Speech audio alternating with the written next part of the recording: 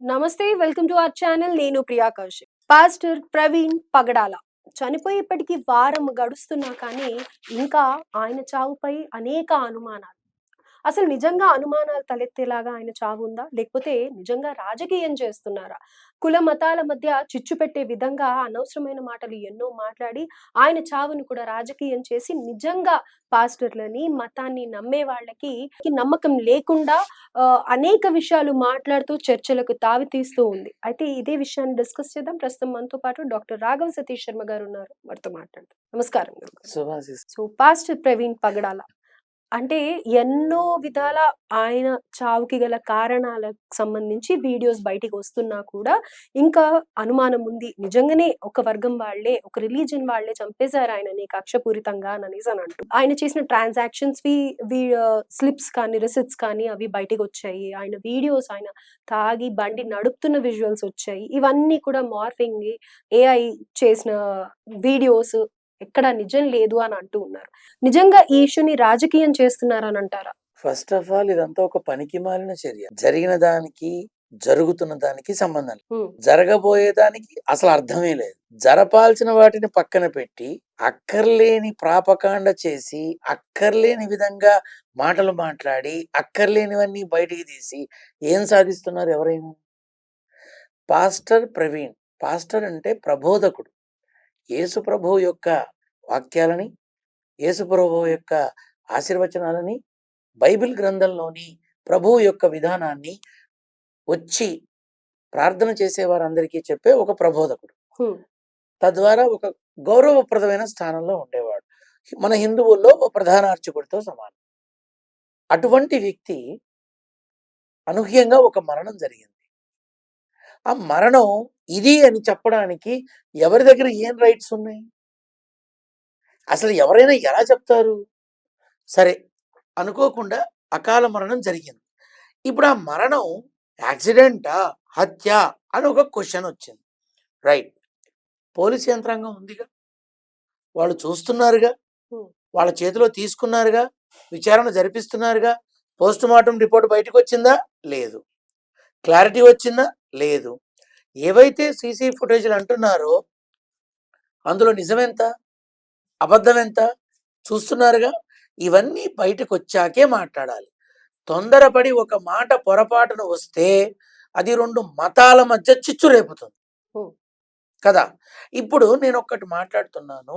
ఈ ప్రవీణ్ అనబడేటటువంటి పాస్టర్ యొక్క మృతిని ఇంతమంది ఇన్ని రకాలుగా, ఆయన కమ్యూనిటీ వాళ్ళు ఆయనకి ఫేవర్గా, ఇతర కమ్యూనిటీ వాళ్ళు భగవంతుని ఇట్లా అన్నాడు కాబట్టి ఇట్లా అయిందని వీళ్ళు, ఎవరు నోటికొచ్చినట్టు వాళ్ళు ఇష్టం వచ్చినట్టు మాట్లాడుతున్నారు. హ్మ్. రేపు ఇదంతా కాదు, సహజ మరణమే అంటే ఏం చేస్తారు? ఇప్పుడు మాట్లాడిన వాళ్ళంతా ఏమవుతారు?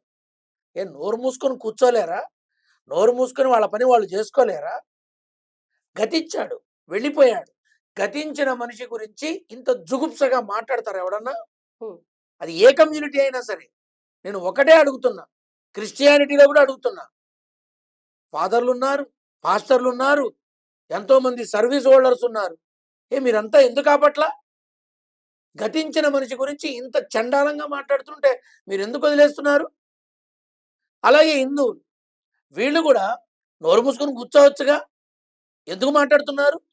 అందరూ కాదు, కొంతమంది. మొన్న ఏదో ఒకడు మా వాళ్ళతో పెట్టుకున్నాడు అందుకే, అప్పుడేమో అలా పెట్టాట, 2 రోజులు కాలేదు నన్ను క్షమించండి అని అడిగాట. అదెందుకు పెట్టడం? ఇదెందుకు పెట్టడం? అంటే ఆయన అనేక సందర్భాల్లో శ్రీరాముడి గురించి కానీ, లేకపోతే హిందూ పురాణాల గురించి కానీ అనేక వేదికల మీద మాట్లాడడమే ఈ ప్రభావం అని అనేసని అంటూ ఉన్నారు. ఇప్పుడు ఒకటమ్మా, మంత్రాలకి చింతకాయలు రాలవు. ఆ యుగం కాదు, ఆ యుగం మనం చూడలేదు. నిజంగా ఊడిందో పడిందో మనకి తెలియదు. ఇప్పుడు ఒకటే అడుగుతున్నా, ఆయన ఎవరి గురించి మాట్లాడినా, దేని గురించి మాట్లాడినా స్వార్థం అనుకోవచ్చుగా. స్వార్థం అనేది ఉండబట్టేగా మీ దాంట్లో నుంచి మా దాంట్లోకి రండి, అక్కడ లేని లాభాలు ఇక్కడ ఇస్తాం, అక్కడ రానివి ఇక్కడ దక్కుతాయి అని చెప్పారేమో. అందుకే అందరూ వెళ్ళారేమో. మనం ఎవరం? ఇప్పుడు మా మతంలోకి రండి అని అడగని మతం ఒక్క హిందువే. ఒక్క హిందువే మీ మతాల్ని వదిలిపెట్టి మా దగ్గరికి రండి అని అడగరు. కానీ అవతల వాళ్ళు అడాప్ట్ చేసుకొని వచ్చి ఇక్కడ పెళ్ళిళ్ళు చేసుకొని, పేరంటాలు చేసుకొని, పిల్లల్ని కానీ లక్షణంగా ఉన్నారు. వాళ్ళు ముస్లింలైనా క్రిస్టియన్స్ అయినా లక్షణంగా ఉన్నారు, నో డౌట్. కానీ ఇక్కడి నుంచి కన్వర్టెడ్గా వెళ్ళిన వాళ్ళు, సంతోషంగా ఉన్న వాళ్ళు ఉన్నారు, బాధపడుతున్న వాళ్ళు ఉన్నారు, విడాకులు తీసుకున్న వాళ్ళు ఉన్నారు. ఎవరు ఎంతగా దగ్గరవుతున్నారనేది సమాజం గమనించాలి. అసలు ఎందుకు మాట్లాడుతున్నారు ఇన్ని అక్కర్లేని మాటలు? ఆయన వెళ్ళిపోయి 9 రోజులో 8 రోజులు అయింది. 8 రోజులు. ఇప్పటికీ ఈయన ఇక్కడ జీపే చేశాడు, ఇక్కడ ఫోన్ పే చేశాడు, ఇక్కడ మందు కొన్నాడు, మందమ్మిన వాడు నేనే, బండి ఇక్కడ నడిచింది, ఇక్కడ పడిపోయింది, ఇక్కడ లారీ గుద్దింది. ఏమిటమ్మా ఇదంతా? ఇంతకు మించి సమస్యలు లేవా రాష్ట్రంలో? ఇంతకు మించిన భయంకరమైన ఇబ్బందులు లేవా రాష్ట్రంలో? అవన్నీ పక్కన పెట్టి దీని మీద పడి తెచ్చారు. ప్రభుత్వం ఇచ్చిన హామీల్లో ఎన్ని హామీలు మనకు అందుబాటులోకి వచ్చాయి? డిఎస్సి నోటిఫికేషన్ ఎంతలో వచ్చింది? ఉద్యోగాలు మనకి ఎన్ని వరకు అవకాశాలు ఉన్నాయి? ఏ కంపెనీలో మనకు అవకాశాలు ఇస్తుంది ప్రభుత్వం? వాటి మీద పడరే? అవన్నీ ఆలోచించరే? ఎంతసేపు ప్రవీణ్ పగడాలా, తెల్లవారు లేస్తే మొహం కడుక్కునే దగ్గర నుంచి రాత్రి పడుకుని చచ్చేదాకా ఇదే న్యూస్. ఇంకా లేవా? అరే ఇంతకన్నా భయంకరమైన సమస్యలు ఉన్నాయి, వాటిని పట్టుకోవాలి. ఈ ప్రవీణ్ పగడాల అనబడేటటువంటి యొక్క మరణం 2 మతాల మధ్య చిచ్చు పెట్టడమే కాకుండా ఎవడు పడితే వాడు వాగేటట్టు చేస్తోంది. సో మీరు ఇప్పుడు ఇరువురు వర్గాల వాళ్ళకి చెప్పేది ఏంటంటే ఎవ్వరూ మాట్లాడకండి అని. అసలు మాట్లాడాల్సిన అవసరం ఏంటమ్మా? అసలు మాట్లాడాల్సిన అవసరం ఏంటి? ఎందుకు మాట్లాడాలి? దేనికి మాట్లాడాలి? నిన్ను అడిగారా? ఎవడు పడితే వాడు మైక్ ఉంది కదా అని వచ్చేసి ఇదిగో వాళ్ళు తీసుకొచ్చి చంపారు. రేపు విచారణలో కనుక చంపింది సపోజ్ హత్య అనుకుందాం, ఆ హత్య చేసింది వాళ్ళ మనుషులని తేలితే ఇప్పుడు మాట్లాడిన ఫాదర్లు పాస్టర్లు ఏం చేస్తారు? కృష్ణానదిలో దూకుతారా? ఒకవేళ హిందువులు వచ్చి చేశారు, వీళ్ళు హిందువులు అని తేలింది అనుకుందాం, అప్పుడు వీళ్ళు దూకుతారా గోదాట్లో? నోరు మూసుకొని ఉండలేరా? ఒక పాస్టర్, ఒక ప్రబోధకుడు వెళ్ళిపోయాడు. వెళ్ళిపోయిన వాడి గురించి రచ్చ ఏంటి? కుటుంబానికి లేని ఆ ఇంట్రెస్ట్ మీకెందుకు? అయితే ఇదంతా అసలు మొత్తం స్టార్ట్ చేసింది కూడా వాళ్ళ పాస్టర్స్ లోని ఒక మెయిన్ గా మనం సోషల్ మీడియాలో కూడా అవునమ్మా, చూస్తూ విన్నా ఉంటాం. నేను కూడా. విజయ్ ప్రసాద్ రెడ్డి స్టార్ట్ చేశారు. అక్కడి విన్నా. నుంచి మిగతా వాళ్ళందరూ కూడా అందుకోవడం జరిగింది.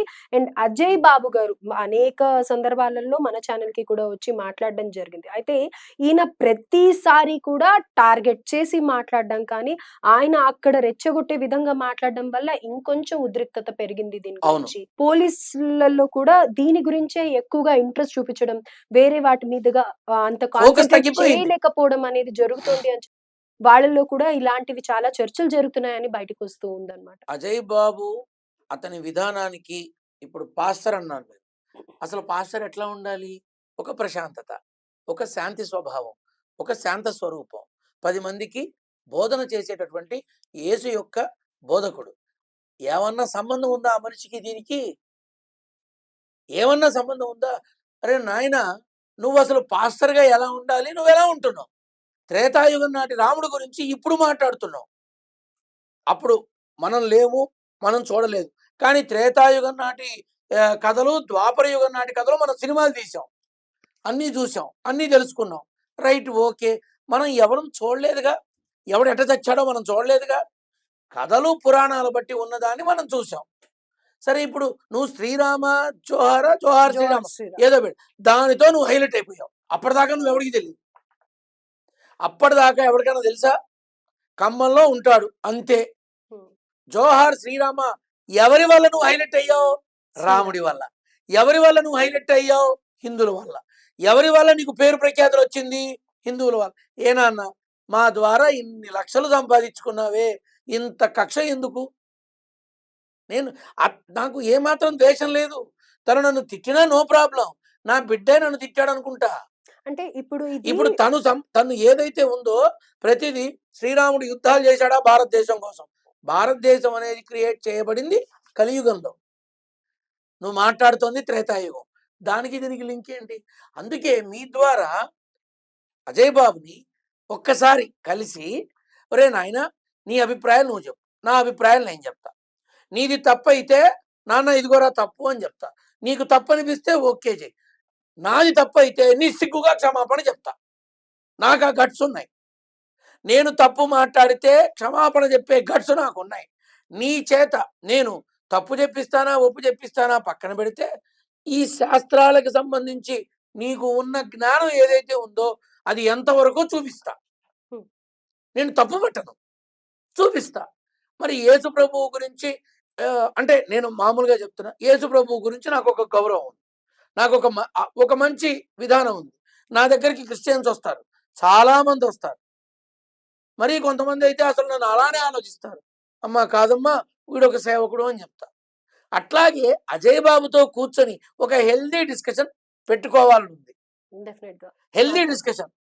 ఇది కొట్లాట కాదు, రచ్చ కాదు, కాట్ల కుక్కల్లే కరుచుకోవడం, అరుచుకోవడం కాదు. నాకు బైబిల్ మీద గౌరవం ఉంది. ఖురాన్ మీద గౌరవం ఉంది. గీత మీద గౌరవం ఉంది. కానీ ఏ గ్రంథంలో పరమతస్తుల్ని కించపరచండి అని లేదు. అజయ్ ఎలా మాట్లాడతాడు? రైట్. ఇదే ఆ అదంతా బైబిల్ చూసుకొని తీసుకొచ్చి మోటివేషనల్ స్పీకర్ అని చెప్పుకునే షఫీ గారు కూడా మనం ఇద్దరం ఒక తల్లి కడుపున పుట్టిన అన్నదమ్ములమనని వాళ్ళు మటుకు అంటే హిందూ ముస్లిమ్స్ ఒకటవుతారు ఏదైనా ఇష్యూ వస్తే. హిందువులు వేరుగా అని భావించి ఇలా ఇంకా చిచ్చు పెట్టే విధంగా ఉనికి మాట్లాడుతూ ఉన్నారు. కోల్పోతారనే భయం మనిషికి ఎప్పుడొస్తుందో అప్పుడు ఇలాంటి ఉప్పెనలు అయితే తీసుకొస్తారు. ఇక్కడ వీళ్ళిద్దరు చేసేది కూడా మన పురాణాల్లో ఉండేది హైలైట్ చేస్తూ వాళ్ళ ప్రచారాలు ఏవైతే ఉంటాయో వాళ్ళ మత ప్రచారాలు, వాళ్ళ మోటివేషనల్ స్పీచెస్ ఎక్కడైతే ఉంటాయో వాటిలలో ఎక్కువగా వాళ్ళు కాన్సంట్రేట్ చేసేది హిందూ దేవుళ్ళ గురించి, పురాణాల గురించి, గ్రంథాల గురించి ఇవే మాట్లాడుతూ ఉంటారు. కానీ ఇవి మానేసి ఇక్కడితో అయినా కానీ వాళ్ళు నేను ఇవి షఫీని మానేస్తే ఒకటే అడుగుతా. నువ్వు చేసే మోటివేషనల్ స్పీచెస్‌లో ముస్లిమ్స్ ఎంతమంది కూర్చుంటున్నారు? హిందువులు ఎంతమంది కూర్చుంటున్నారు? క్రిస్టియన్స్ ఎంతమంది కూర్చుంటున్నారు? ఒకసారి కౌంట్ చేసుకో నాన్న. నీ స్పీచెస్ హిందువులు ఎంతమంది వింటున్నారు? అజయ్ నువ్వు ఇచ్చేటటువంటి స్పీచెస్‌లో, మోటివేషనల్ స్పీచెస్‌లో దేనిలోనైనా సరే కన్వర్టెడ్ హిందువులు ఎంతమంది ఉన్నారు? అమ్మ మాట్లాడుతూ పోతే నా దగ్గర ప్రశ్నలకి వాళ్ళ దగ్గర సమాధానాలు ఉన్నాయో నాకు తెలియదు. నా దగ్గర ప్రశ్నలు చాలా ఉన్నాయి. అంటే ప్రశ్నలు కూడా కాదు, నా సందేహాలు. హ్మ్. నేను అడుగుతున్నా. ఉనికి కోల్పోతున్నాము అన్న భయం వస్తే ఉప్పెన వస్తుందమ్మా. రైట్. ఇవాళ రాజమండ్రిలో వస్తోంది అదే ఉప్పెన. వేరే ఏం లేదు. ఒక పెంటవాగుడు వాగి ఇలా మా భగవంతుడి గురించి అన్నాడు. అందుకే ఇట్లా అయిందని ఒకడంటాడు. ఒక దరిద్రుడు అంటాడు. ఇంకొకడు అంటాడు ఇలా ఆడవాళ్ళని మాట్లాడాడు ముస్లింలో అందుకే ఇలా అయ్యింది వాడికి అని ఒకడంటాడు. ఎందుకు ఇలా ఆపాదించుకోవడం? అవసరమా? కాబట్టి పోలీస్ వారి పోస్ట్ మార్టం రిపోర్టు, విచారణ నివేదిక ఇవి మొత్తం బయటికి వచ్చేంత వరకు ఎవరు పిచ్చివాగుడు వాగకుండా నోరు మూసుకొని మీ పనులు మీరు చేసుకుంటే రేపు దోషి ఎవరైనా ఉంటే తెలుస్తుంది. లేదు అనుకోకుండా వచ్చిన మృత్యువు తెలుస్తుంది. ఆగి చావలేరా? ఎందుకు ఈ కులాల మతాల మధ్య చిచ్చు? మాట్లాడితే రాముడి మీద పడిపో జోహార్ శ్రీరామ కాదు, జోహార్ శ్రీకృష్ణది, జోహార్ బలరామది. అందరూ చచ్చిపోయారుగా. కానీ శ్రీకృష్ణ పరమాత్ముడు బోయవాడి బాణంతో తన బొటన వేలికి తగిలినప్పుడు అయ్యా మహానుభావ నేను తప్పు చేశానంటే లేదురా నాన్న నా అవతారం అయిపోయింది, నా అవతారం చాలిస్తున్నాను, అది ముగించడానికి నిన్ను వాడుకున్నాను అన్నాడు. తరం చాలించారు. అంతే. అంతేనా? అవతారం చాలించాను, ఆ అవతారాన్ని పూర్తి చేయడం కోసం నేను నిన్ను వాడుకున్నా అంతే, ఇందులో నీదేం లేదు పో అని అంటాడు. రైట్. మనకి తెలిసింది. అలాగే అది. ఇప్పుడు నువ్వు సినిమా తీసావు. నేను ఒకటి అడుగుతా. దానివల్ల నీకేమన్నా లాభం ఉందో మాకు తెలీదు. మాకు మాత్రం నష్టము లేదు, లాభము లేదు. శ్రీరామనవమి వస్తూనే ఉంటుంది. మేము పండగ చేస్తూనే ఉంటాం. కళ్యాణం చేస్తూనే ఉంటాం. పట్టాభిషేకం చేస్తూనే ఉంటాం. ఏమన్నా ఆగుతుందా? ఆగదు. ఇది కొంచెం గ్రహించాలి. ఇప్పుడు అంతకుముందు ఎవరికన్నా తెలుసా విజయ్ బాబు? విజయ? అజయ్. అజయ్. అజయ్ బాబు ఎవరికైనా తెలుసా? తెలీదు. ఎప్పుడైతే జోహార్ శ్రీరామ అన్నాడో ఆ క్షణం నుంచి అదే పనిగా ఇంటర్వ్యూలు, రీల్స్, మాటలు అందరికీ తెలుసు. చూసావా మా హిందువుల వల్ల నీకు ఎన్ని డబ్బులు వచ్చాయో, మా హిందువుల వల్ల ఎంతమంది నీ వీడియో చూశారో, మా హిందువుల వల్ల నేను అనొచ్చుగా. నా హిందువుల్లో కన్వర్టెడ్ క్రిస్టియన్స్ కూడా ఉన్నారు. ఇప్పుడు చెప్పు నాలో లేనిది ఎవరు? నాలో లేనిది ఎవరమ్మా? అందరూ నా వాళ్ళేగా. ఈ విషయాన్ని గ్రహించుకోవాలి వాళ్ళు. అజయ్ బాబుకు ఒకటే చెప్తున్నా, మంచి మనసుతో ఆహ్వానిస్తున్నా రా ఇక్కడికి. మంచి మనసుతో నువ్వు నమ్మే యేసు ప్రభువు యొక్క ఆ ప్రేమ పొందిన బిడ్డల్లో ఒక బిడ్డగానే మాట్లాడుతున్నా రా. నా అభిప్రాయాలకి, నా సందేహాలకి నివృత్తి చేయి. నేను సిద్ధమే. నేను కోరుకుంటున్నాను. ఎందుకని? పిచ్చివాడు తెలియదేమో. నేను ఈ రోజుకి నా స్నేహితులైనటువంటి క్రిస్టియన్స్, ముస్లిమ్స్ వాళ్ళ ఇళ్ళకి వెళ్ళి చక్కగా నాకు కావాల్సింది తింటా. పాపం వాడు నేను ఫీల్ అవుతానని నా కోసం ఎప్పుడు సెపరేట్‌గా పెడతారు అన్నీ. వెళ్ళి తింటే ఏమన్నా తప్పా? రైట్. కాబట్టి అజయ్, నేను ఒకటే చెప్తున్నా. నిత్యం నా ఇంట్లో నాకు సేవ చేసే అంటే సేవ అంటే పని చేసే వాళ్ళలో ఇద్దరు నీ వాళ్ళే. హ్మ్. నువ్వనుకునే నీ క్రిస్టియన్సే. నీకుందేమో ఆ ఫీలింగ్. నాకు లేదు. రైట్. నాకు లేదు. వసుదైక కుటుంబంగా భావిస్తారు హిందువులు. మనం అందరిని మన కుటుంబం అనుకుంటాం. అదేం కర్మో మనల్నే మనం అనుకోరు వాళ్ళు. అది మన దురదృష్టం అనుకుంటా అంతే. కాబట్టి భగవంతుడి పేరు చెప్పి, భగవంతుడి పేరుతో భయంకరమైన విధంగా మాటలు మాట్లాడి దానివల్ల ఏమొస్తుందో నాకు తెలీదు గానీ, రేపు అనుకోకుండా హైవే మీద వెళుతూ ఉంటా. ఎదురుగుండా ఇంకో బండొస్తుంది. లారీ గుద్దుతుంది. అందులో ఒక క్రిస్టియన్, అమ్మా! క్రిస్టియను నేను చచ్చినా అనను. అజయ్ బాబు చచ్చినా అనను. నా సాటి మనిషి, నా తోటి మనిషి క్రిస్టియన్ అయితే యేసు ప్రభు నన్ను పంపాడేమో వాడికి ప్రాణం పోయడానికి ఉపయోగపడమని వాడిని తీసుకుని అంబులెన్స్‌లో వెళ్ళిపోతా. రైట్. అది అజయ్ బాబుకి ఒకటే చెప్తున్నా. మనిషిని ప్రేమిస్తా. ఎందుకు? నేను మనిషిగా పుట్టా. నువ్వు కూడా అదే ఆలోచించు. రైట్. అందుకే మీ ద్వారా ఆహ్వానిస్తున్నా. వస్తే మనసారా మాట్లాడాలనుంది. శత్రువుగా కాదమ్మా, సాటి మనిషి. కుదిరితే చూడండి. సో, సమయానుసారంగా ప్రవర్తించండే తప్ప చావులను కూడా రాజకీయం చెయ్యొద్దు అని అంటున్నారు రాఘవ సతీష్ శర్మ గారు. అలాగే అజయ్ బాబు గారు కానీ, షఫీ కానీ, విజయ్ ప్రసాద్ కానీ కొంచెం ఆలోచించి ఇక్కడ మీ మతానికే ఇంకా ఒక మరక పడుతుంది అని అనుకోవచ్చు. ఎందుకంటే ఇది తవ్వే కొద్దీ అనేక వీడియోస్ బయటికొస్తూ ఉన్నాయి. పర్సనల్‌గా చూస్తే ప్రతి ఒక్కళ్ళకి వెనకాల ఎంతో ఉంటూ ఉంటుంది. అవన్నీ కూడా తప్పుగా చూపించే అవకాశం ఉంది. అలాగే తప్పుగా అర్థం చేసుకునే అవకాశం ఉంది. ఒక పాస్టర్‌గా ఆయన చేసిన మత ప్రచారం కానీ, ప్రబోధాలు కానీ మీకందరికీ తెలుసు. ఆయనని మీరందరూ కూడా ఎంతగానో ఇష్టపడతారు. ఒక హ్యూమన్‌గా ప్రతి ఒక్కళ్ళు కూడా ఆయనని ఇష్టపడే వ్యక్తులు ఉండే ఉంటారు. కాబట్టి ఇవన్నీ రాజకీయం చేయకుండా, అనవసరమైన ప్రచారాలు చేయకుండా, ఒకరేదో స్టార్ట్ చేశారని వాళ్ళ వెనకాలే అందరూ వెళ్ళకుండా కొంచెం ఆలోచించి, ఆ రిపోర్ట్స్ ఏవైతే వచ్చి ఉన్నాయో అప్పటిదాకా ఆగండి. అనవసరమైన మాటలు మాట్లాడకండి. మత విద్వేషాలని రెచ్చగొట్టకండి. ధన్యవాదాలండి. శుభాశీస్సులు.